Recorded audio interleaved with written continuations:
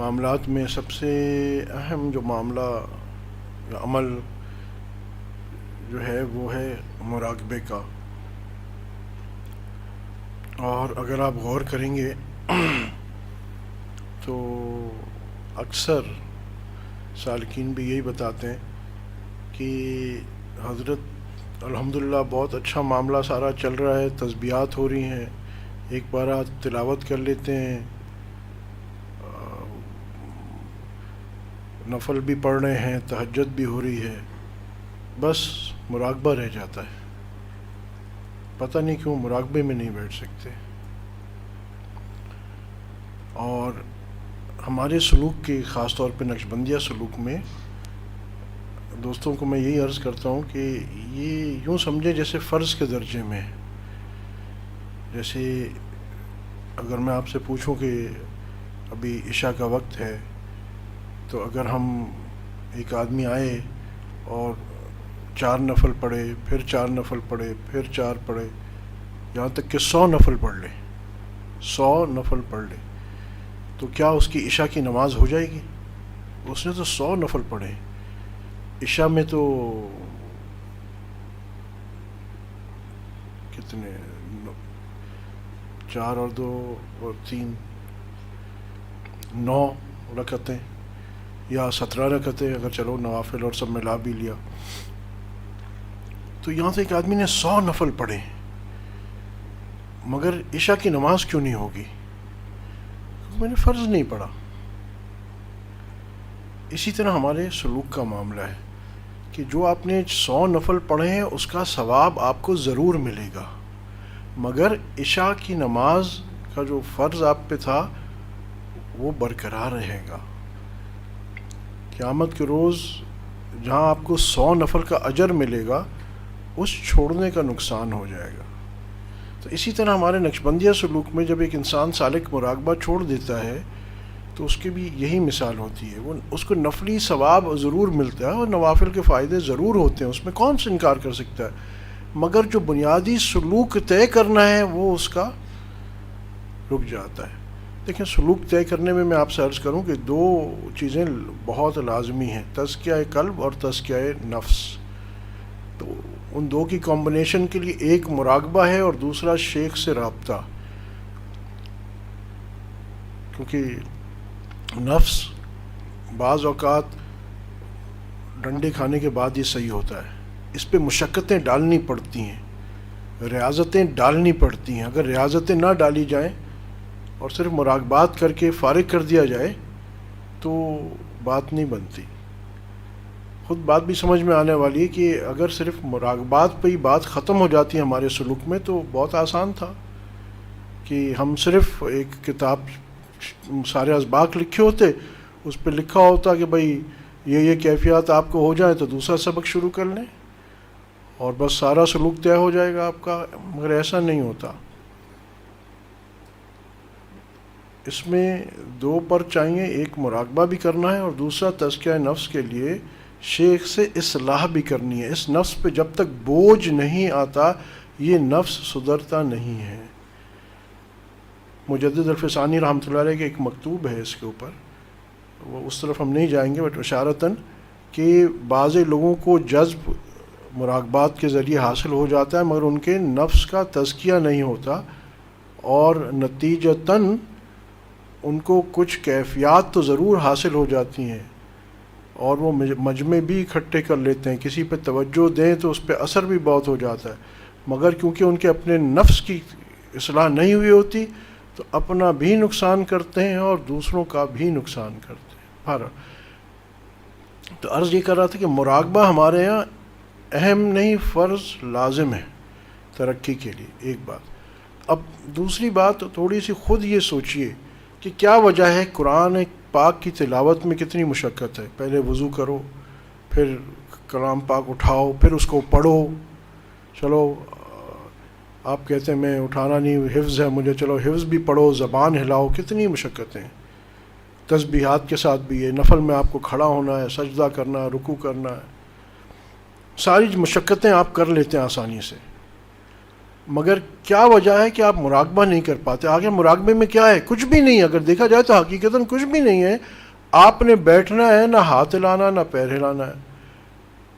ہمارے ہاں تو نہ ضربے لگانی نہ ہلنا ہے، کچھ بھی نہیں. نہ آواز نکالنی ہے، نہ زبان ہلانی ہے، نہ پلک جھپکنی. صرف انسان آرام سے بیٹھ کے صرف اتنا سا تصور باندھنا ہے کہ ہر چیز سے اپنی توجہ ہٹا کے کہ میرا دل اللہ اللہ کر رہا ہے. اب آپ خود عقلاً بھی سوچئے کہ کتنا سمپل اور آسان ہے یہ تو وہ چیز ہونی چاہیے جو ہم گھنٹوں کر سکیں. پھر کیا وجہ ہے کہ ہم 5 منٹ 7 منٹ بعد 10 منٹ بعد ہمیں گھبراہٹ شروع ہو جاتی ہے، اتنے خیالات آنا شروع ہوتے ہیں کہ ہم خود حیران ہو جاتے ہیں. ایسے الٹے سیدھے خیالات آنا شروع ہو جاتے ہیں کہ ہم حیران ہوتے ہیں کہ یار یہ ہم تو اللہ کا نام لینے بیٹھے ہیں اور یہ خیال کہاں سے میرے کو آ گیا؟ یہ تو میں ویسے عام نارمل زندگی میں نہیں سوچتا، اتنے الٹے سیدھے اور گندی باتیں یہ کہاں سے آ گئیں؟ تو اس کی میں حقیقت آپ سے عرض کر دوں تاکہ آپ کو نیکسٹ ٹائم جب آپ مراقبے میں بیٹھیں تو آپ کو یہ بات پتہ ہو. اصل بات یہ ہے کہ اس مراقبے سے آپ کو اتنا زیادہ فائدہ ہے، اتنا زیادہ فائدہ ہے. آپ نے ایک اصطلاح عام سنی ہوگی نا کہ شیطان کوشش ہوتی ہے اس کی بڑی نیکی سے ہٹا کے چھوٹی نیکی میں ڈال دے. تو بہن وہاں وہ کہتا ہے تلاوت کر لو، تسبیحات کر لو، سب کچھ کر لو، مگر مراقبہ یہ نہ کرنا. اس کی کیا وجہ ہے؟ کسی کے دل میں یہ سوال آ سکتا ہے کہ یار تلاوت سے بڑی کوئی چیز ہو سکتی ہے کلام اللہ سے؟ تو یہاں نقطہ سمجھیے کہ جو فقیر عرض کرتا ہے قیامت میں اعمال تلے جائیں گے، گنے نہیں جائیں گے. بات یہ نہیں ہوگی کہ کس نے کتنی آیتیں پڑھیں، سورتیں پڑھیں، کتنے پارے پڑھ لیے. کسی نے ایک قرآن پڑھا ہوگا مگر اس کا وزن کسی دوسرے کے 10 قرآن پڑھنے سے زیادہ ہوگا. تو اب یہ بات کنیکٹ ہوتی کہ یہ وزن کہاں سے آتا ہے؟ یہ وزن دل کے اخلاص سے آتا ہے، دل کی صفائی سے آتا ہے. شیطان کو پتہ ہے کہ اس کو میں طوطے کی طرح 10 بار پڑھا دوں گا، اس کے اوپر کوئی اثر نہیں ہوگا، مگر اگر اس کا دل صاف ہو گیا اور صاف دل کے ساتھ اس نے کلام اللہ کی تلاوت کی تو اس کے اوپر کلام اللہ کی حقیقتیں کھلنا شروع ہو جائیں گی. ہمارے اوپر حد میں حد جب ہم تلاوت کرتے ہیں، اور کوشش کرنی چاہیے زیادہ سے زیادہ کریں، اچھی بات ہے، مگر حد میں حد اتنا ہی کھلتا ہے کہ جی آج میں نے 1 نہیں 2 پارہ پڑھ لیا، 4 پڑھ لیا، اس رمضان 6 قرآن شریف ختم کر لیے، مگر کبھی ہم نے سوچا اس کی حقیقت ہم پہ کتنی منکشف ہوئی. مجدد صاحب رحمۃ اللہ علیہ کے بارے میں ابھی ان کی کتاب کون سی کتاب تھی؟ زبدۃ المقامات، مجدد صاحب رحمۃ اللہ علیہ کی. تو اس میں لکھا ہے کہ مجدد صاحب رحمۃ اللہ علیہ پہ اللہ پاک نے 3 قسم کے علوم منکشف کیے تھے. پہلا علم وہ فرماتے ہیں وہ علم تھا تو جو لفظوں پہ آ ہی نہیں سکتا تھا، یعنی وہ قابل بیان نہیں تھا. ہم نے دیکھیں وہی بات آتی ہے، پیچھے چلے جائیے، فرشتوں سے جب اللہ پاک نے امتحان لیا تو عام چیزیں رکھی، برتن یا اس قسم کی استعمال کی جو بھی چیزیں تھیں، تو یوں دیکھے تو ہم کہیں یار اس میں کون سی راکٹ سائنس تھی، مگر فرشتوں پہ وہ علم منکشف نہیں ہوا تھا تو ان کی زبان پہ ان چیزوں کا نام آ ہی نہیں سکتا تھا کہ ان کو پتہ ہی نہیں تھا. تو ایک علم وہ تھا جو مجدد صاحب رحمۃ اللہ علیہ فرماتے ہیں کہ وہ زبان پہ ہی نہیں آ سکتا تھا. ایک علم آتا ہے اس کے بعد والا اتنا خاص علم تھا جو صرف وہ اپنے لفظ استعمال کرتے ہیں محرم، یعنی اپنے چند خاص ساتھیوں کو جو صاحب استعداد تھے اس علم کو وہ چند ساتھی، عام نہیں، وہ ان چند کے ساتھ وہ علم شیئر کرتے تھے. تو یہ بھی بہت ضروری ہے. جیسے حضرت علی رضی اللہ تعالیٰ عنہ کا ایک قول ہے، وہ فرماتے ہیں اگر جو علم مجھے پتہ اگر میں تمہارے سامنے کھول دوں وہ سارے علوم تو تم مجھے زندیق کہو. مفہوم ہے کیوں؟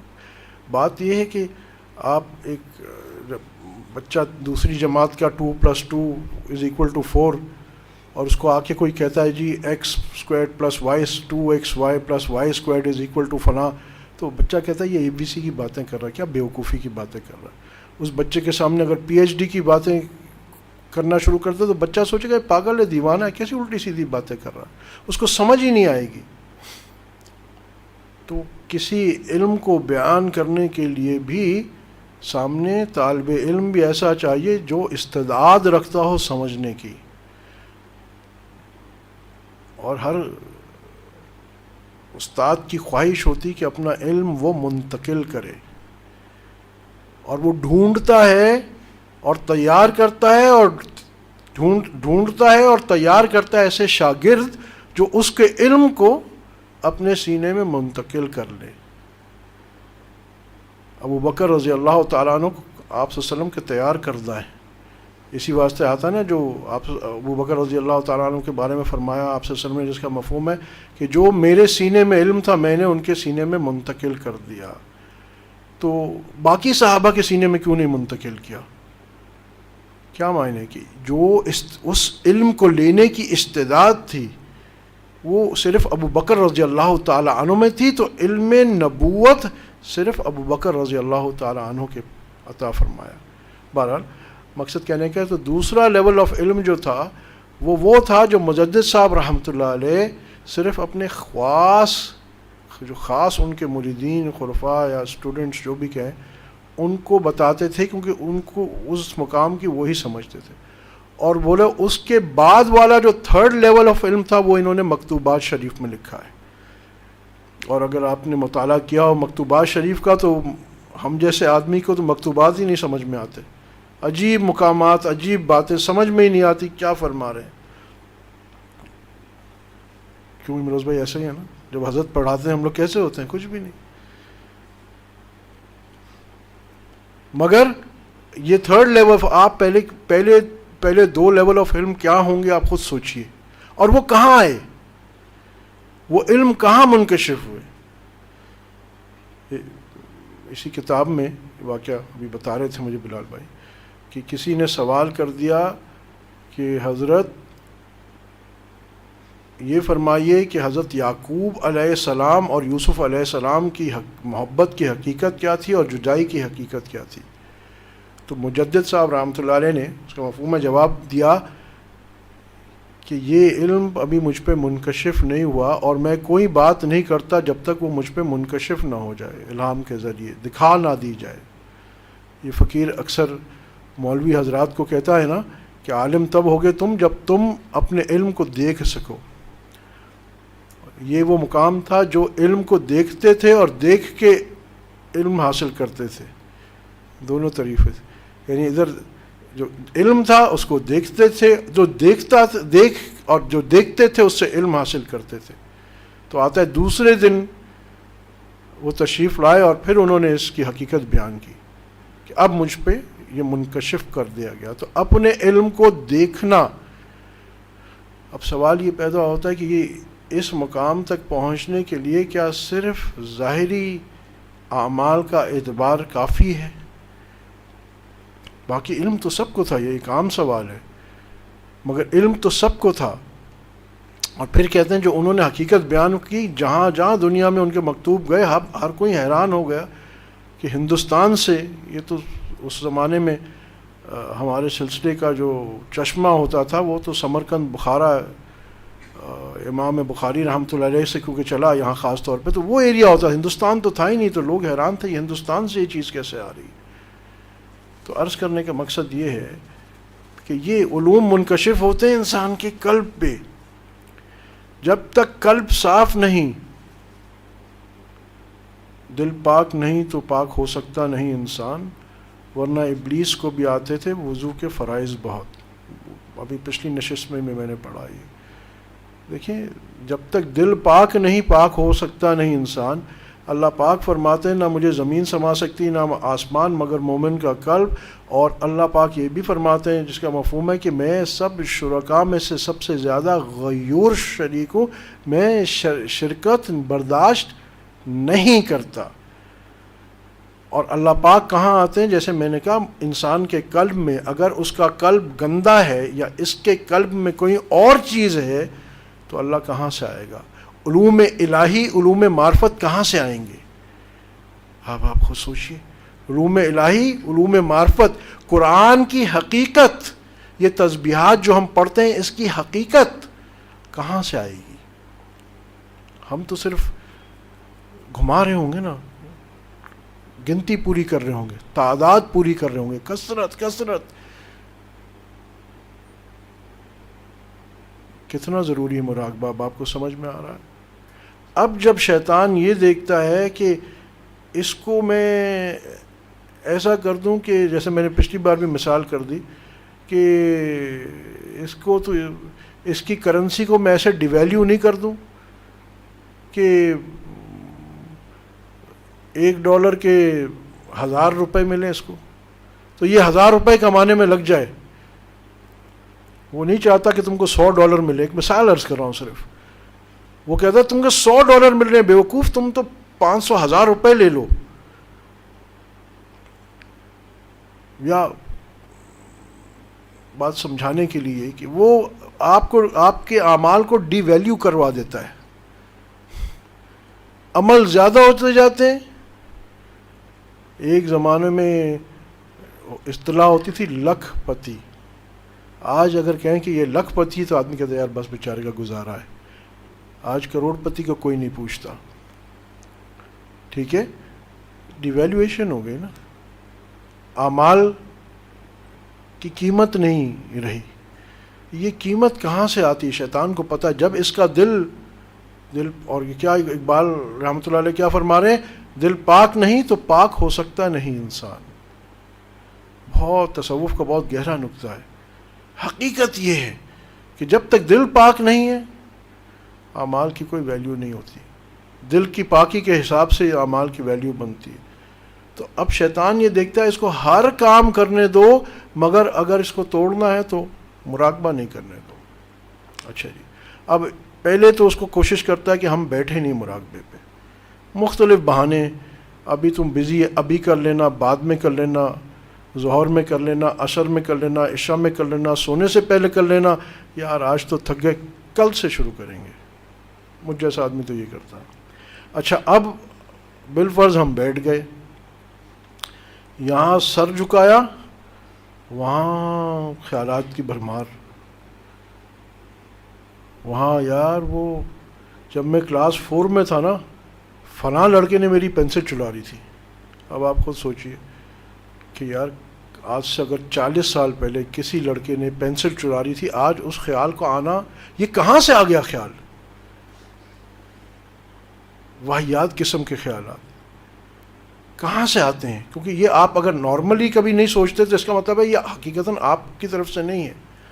یہ جب شیطان دیکھتا ہے آپ کو اتنا زیادہ فائدہ ہو رہا ہے تو یہ نفس اور شیطان آپ کے دل کے اندر یہ خیالات پیدا کرنا چاہتا ہے تاکہ آپ ڈسٹریکٹ ہو جائیں اور آپ کہیں یار یہ تو بڑا مشکل کام ہے، یہ تو لینے کے دینے پڑے، مجھے تو فائدہ نہیں، مجھے تو نقصان ہو رہا ہے. حالانکہ جب آپ نیت سے بیٹھ گئے، اللہ پاک کہتا ہے میں اپنے مفہوم ہے کہ میں اپنے کے بندے کے گمان کے قریب تر، جو مجھ پہ گمان کرتا ہے میں اس کے لیے ویسا ہوں. جب ہم اس گمان سے بیٹھتے ہیں تو ہمیں فائدہ 100% ہو رہا ہوتا ہے.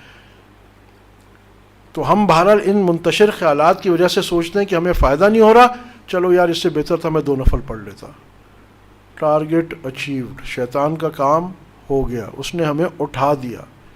تو ایک بات تو یہ سمجھنے کی ہے کہ ہم نے کوشش صرف اتنی کرنی کہ ایسے جتنے بھی خیال آ جائیں، جتنے بھی واحیات آ جائیں، ان کو پورا نظر انداز کریں، اگنور کریں اور اپنے ایک کام پہ فوکس کہ میرا دل اللہ اللہ کر رہا ہے، میں سن رہا ہوں.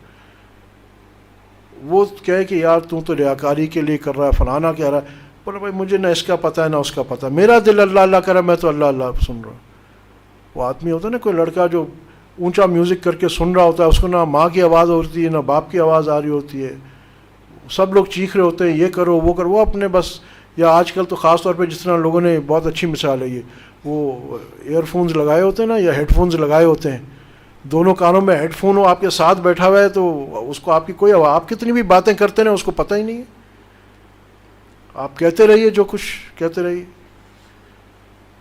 تو بہرحال جب آپ مراقب ہو جائیں تو اس سے گھبرائیں نہیں. بے شک خیالات آتے رہیں اور خیالات جاتے رہیں، اور آپ صرف اس فوکس پہ آ جائیے کہ بس میرا دل اللہ اللہ کر رہا ہے، میرا دل صاف ہو رہا، ختم.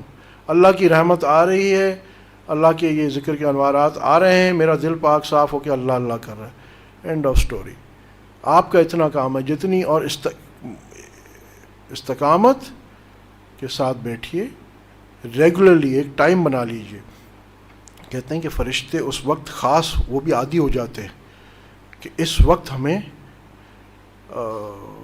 یہاں سے یہ ہدیہ لے کے جانا ہے، تو وہ بھی اس وقت پہنچ جاتے ہیں. اگر آپ نہیں کرتے تو پھر وہ بھی عادی ہو جاتے ہیں کہ نہیں یار پھر وہ کبھی کبھی یہاں آنا ہوگا.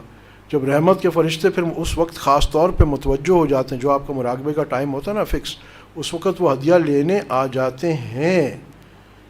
یہ ہدیے کے یہاں تک میں آپ کو بات بتاؤں کہ ایک بہت بڑے بزرگ گزرے جن کا میں اکثر عرض کرتا ہوں، جو ان کے خیل بابا رحمۃ اللہ علیہ، مولانا محمد اکرم، ان کے بارے میں آتا ہے کہ وہ منگورا سے آگے پہاڑوں میں رہتے تھے. تو ایک دن پشاور گئے ہوئے تھے، واپس آئے تھکے تھکائے تھے، اور دلائل الخیرات کے بڑے پکے پڑھنے والے تھے. تو وہ رات کو عشاء پڑھ کے دلائل الخیرات پڑھے بغیر سو گئے. تو جب وہ سو گئے تو ان کو آپ صلی اللہ علیہ وسلم کی زیارت ہوئی، مفہوم عرض کر رہا ہوں. اور آپ صلی اللہ علیہ وسلم نے فرمایا، اے جن کی خیل ملا، میں تیرے دلائل الخیرات کا انتظار کر رہا ہوں، اٹھو، کیوں سو رہے ہو تم؟ تو اس کے لیے ایک باقاعدہ وقت تعین کریں.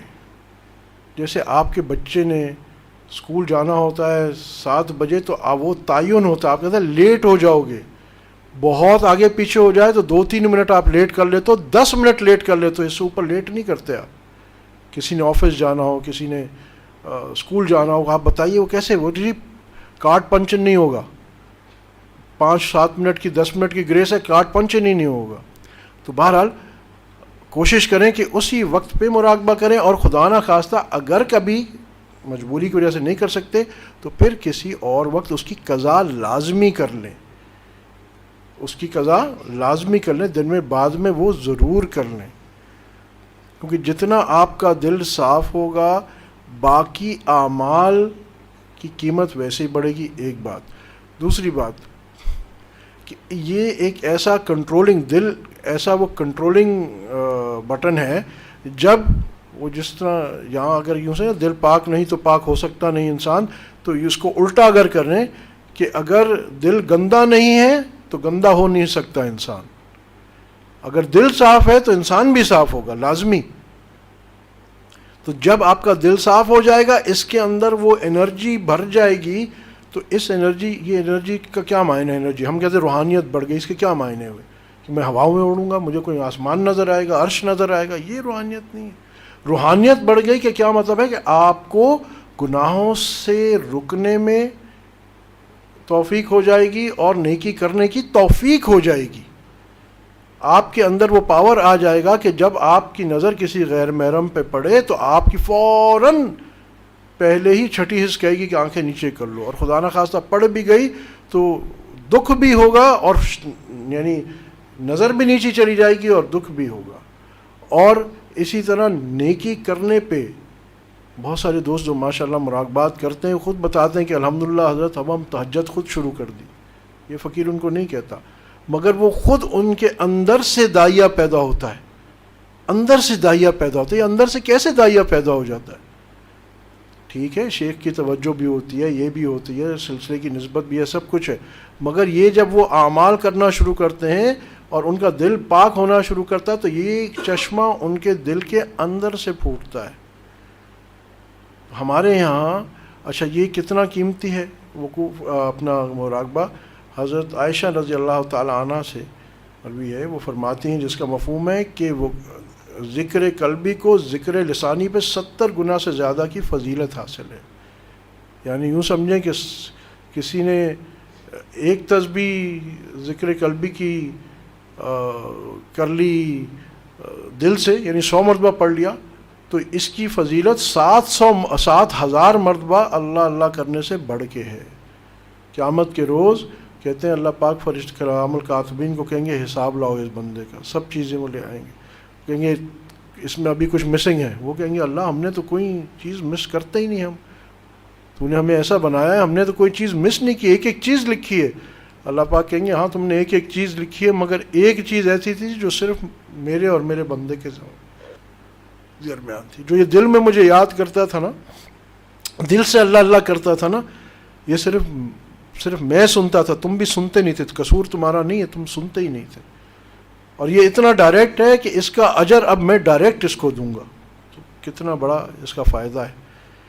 تو بہرحال اپنے مراقبات پہ سب سے زیادہ زور دیجیے، اس سے ہمت کیجیے، لڑیے اور اپنے مراقبات کو شروع کر دیجیے اور بار بار کیجیے۔ انیشلی ہر نماز کے ساتھ 10 منٹ ملا لیں، اگر لمبا نہیں بیٹھا جا رہا، ویسے تو بہتر ہے کہ گھنٹہ 1.5 گھنٹہ کم از کم بیٹھیں، مگر کوشش کریں بہانے سے اپنے آپ کو جہاں 10 منٹ مل جائے 15 منٹ کر لیں، اس سے کیا ہوگا آپ میں استعداد پیدا ہوگی، دل کی صفائی پیدا ہوگی، اور باقی ساری آپ دیکھیں گے انشاءاللہ کہ ہم اپنے بزرگوں کو دیکھتے ہیں نا کہ وہ اوابین بھی پڑھ لیتے ہیں، چاش بھی پڑھ لیتے ہیں، تہجد بھی پڑھ لیتے ہیں، اور تسبیح نماز بھی پڑھ لیتے ہیں، تلاوت بھی پڑھ لیتے ہیں، اور اتنی مخلوق کے کام بھی کر دیتے ہیں، اور سمجھ میں ہی نہیں آتا اتنے معاملات، اور دلائل الخیرات بھی پڑھ رہے ہیں اور بردہ شریف بھی پڑھ رہے ہیں، یعنی اتنے معاملات ہم سنتے ہیں تو ہم پاگل ہو جائیں، یہ کیسے ہو رہا ہے؟ مگر ایک تو اس کی وجہ سے چیز یہ ہوتی ہے اللہ توفیق عطا فرما دیتا ہے، دوسرا مشاہدہ یہ اللہ آپ کے وقت میں برکت عطا فرما دے۔ ایک خاتون، اس پہ بات ختم کرتا ہوں بہت دیر ہو گئی، ایک خاتون سلسلے میں داخل ہوئی، میں نے ان سے عرض کیا کہ یہ معاملات ہیں اور آپ مراقبہ زیادہ سے زیادہ کریں۔ انہوں نے کہا کہ حضرت میری شام تک کام ہی نہیں ختم ہوتے، میں کیا کروں، میں تو پریشان ہوں اس بات پہ۔ بہرحال میں کوشش کروں گی۔